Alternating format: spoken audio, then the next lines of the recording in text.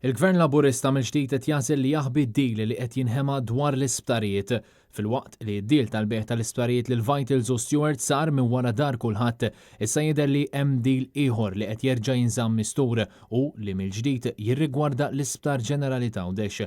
Fil-waqt li din l-aħbar kienet żvelata mill-ġurnal Il-Mument tal-ħadd li għadda mill-Gvern baqgħet ma waslet ebda ċaħda wara iskiet tal-Gvern it-tlieta filgħodu l-Prim Ministru Robert Abela konferma dan kollu. Madankollu meta mistoqsi għad-dettalji dwar il-futur tal-isptar f'Għawdex Abela reġa' għażel li jaħbi d-dettalji. Jekk se jkun hemm xi bidliet fil-ftehim, nkunu nistgħu nħabbruhom. Fl-aħħar jiem il-mument żvela manuvri li għaddejjin minn wara dar il-poplu, manuvri bejn il-Prim Ministru Stuart Healthcare hekk kif dawn tal-aħħar jidher li lesti jfarfru mir-responsabilità tal-Isptar Ġenerali ta' Għawdex. Sorsi indikaw li dawn in-negozjati jinstabu fi stadju avvanzat sabiex l-Isptar Ġenerali ta' Għawdex jirritorna lura fidejn l-Istat.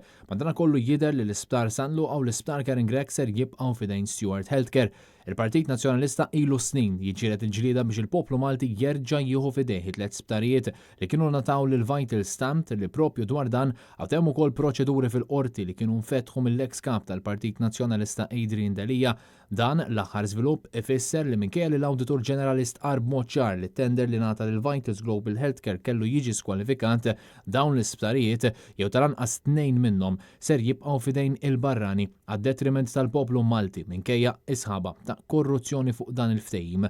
Vitals kienu bijaw l-isptarijiet l Stuart Healthcare u issa Robert Abela jidher li huwa lest iżomm dan id-dil kważi b'mod sħiħ bl-isptarijiet tagħna jibqgħu fidejn il-barranin. Ħafna għadhom qed jistaqsu x'se jsir mill-miljuni ta' euro misruqa mill-poplu sabiex Stuart Healthcare ħadu fidejhom l-isptar Awċi.